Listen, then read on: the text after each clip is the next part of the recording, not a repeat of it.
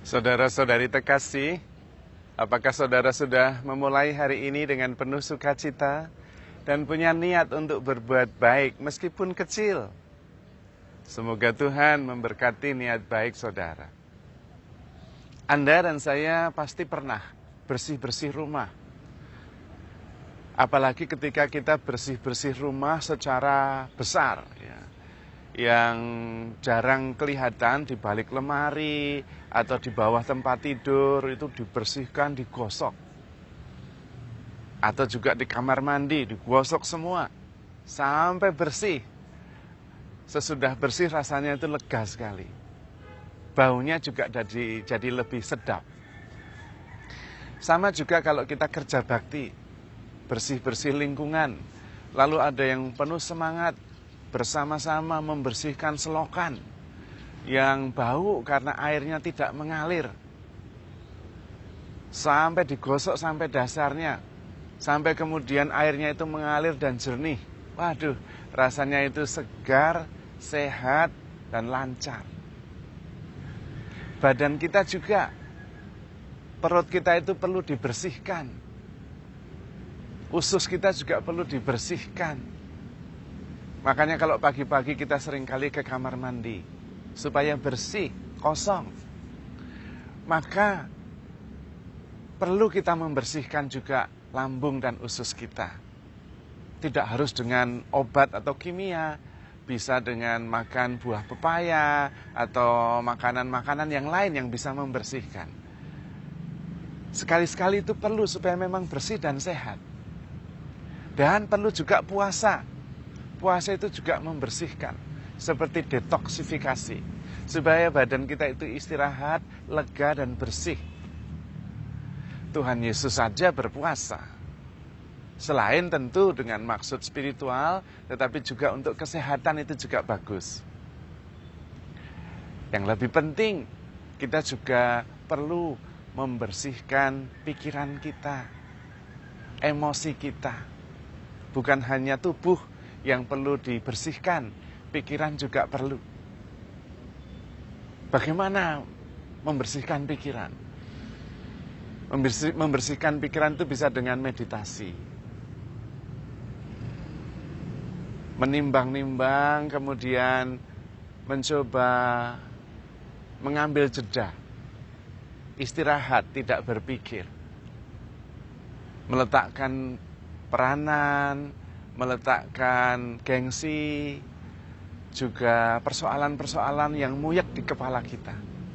Itu juga perlu. Kalau tidak, kepala kita itu lalu penuh muyek, kotor, bau, nah kita juga nggak akan bahagia. Tapi yang lebih berbahaya adalah kalau pikiran kita tidak dikosongkan sekali-sekali, kita itu mempunyai sudut pandang tertentu, perspektif tertentu. Dan kemudian kita lama-lama menjadi sempit. Padahal kenyataan itu perlu dilihat dari berbagai macam perspektif. Dari berbagai macam sudut pandang. Dan itu menentukan segalanya. Salah satu contoh misalnya, kita seringkali menempatkan diri kita, perspektif kita sebagai korban. Jadi yang berbuat salah itu orang lain terus. Kita korbannya. Suami saya begini-begini, istri saya begini-begini, anak saya begini-begini, tetangga saya. Wah, semuanya itu menjengkelkan. Perspektif korban. Sehingga akibatnya kemudian kita menyalahkan. Menyalahkan lingkungan, menyalahkan orang lain, menyalahkan pasangan, menyalahkan anak, menyalahkan atasan, menyalahkan bawahan. Semuanya salah. Karena kita mengambil perspektif sudut pandang sebagai korban. Sehingga ketika kita menderita, itu yang salah orang lain, kita korbannya. Dan ketika kita mengubah perspektif kita, segalanya berubah. Daripada memandang dari sudut pandang korban, kita memandang dari sudut pandang penolong, penyelamat. Nah, memang ini kalau tidak ada yang berkorban, ya saya yang harus berkorban. Saya yang harus bertanggung jawab. Biarlah saya menderita. Tidak apa-apa. Wah, lalu tidak menyalahkan orang lain. Karena itu tanggung jawab saya untuk menyelamatkan situasi keluarga saya, pekerjaan saya, kantor saya, lingkungan saya. Saya yang harus bertanggung jawab. Saya yang harus menyelamatkan. Seperti Tuhan Yesus. Semua yang lain yang berbuat salah, no problem. Saya yang tanggung. Saya yang penyelamatnya. Saya yang menebus. Saya yang berkorban. Menderita, tidak masalah. Nah, mengubah segalanya itu. Kalau perspektifnya korban, penderitaan itu sangat membebani. Karena kita korban, yang salah orang lain. Tapi kalau perspektif penyelamat, penderitaan itu ya konsekuensi dari menyelamatkan. Menderita ora apa-apa gitu. Nah, dalam mengosongkan pikiran, kita kemudian bisa melihat peristiwa orang lain, pengalaman dengan cara yang berbeda. Karena pikiran kita tidak muyek dan penuh, sehingga melihatnya hanya dari satu sudut saja. Padahal setiap peristiwa bisa dilihat dari berbagai macam sudut. Dan tidak ada itu baik, buruk itu tidak ada. Itu hanya pikiran kita saja yang melabelinnya. Hujan, waduh ini tidak baik ini. Nah, itu bagi penjual es. Hujan tidak bagus. Nah, kalau bagi yang menyewakan payung, hujan itu bagus sekali kesempatan untuk laku dagangannya. Nah, baik dan buruk itu tergantung kita, pikiran kita. Maka sebetulnya kalau kita bisa mengosongkan pikiran kita sekali-sekali, kemudian kita mempunyai perspektif yang lebih luas. Dan ternyata tidak ada baik, tidak ada buruk, tergantung sudut pandang kita.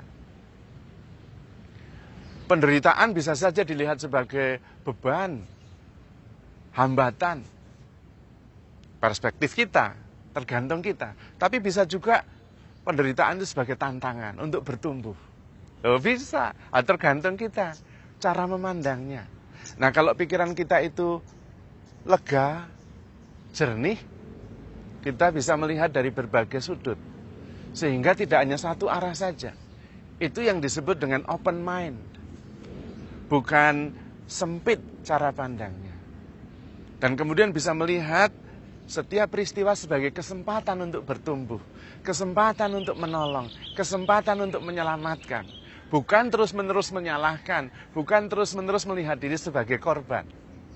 Maka perlu, untuk kesehatan jasmani kita perlu mengosongkan badan kita sekali-sekali, perut dan juga usus kita. Ya. Supaya sehat, jernih, bersih, lega. Tapi juga perlu mengosongkan pikiran dan perasaan sekali-sekali.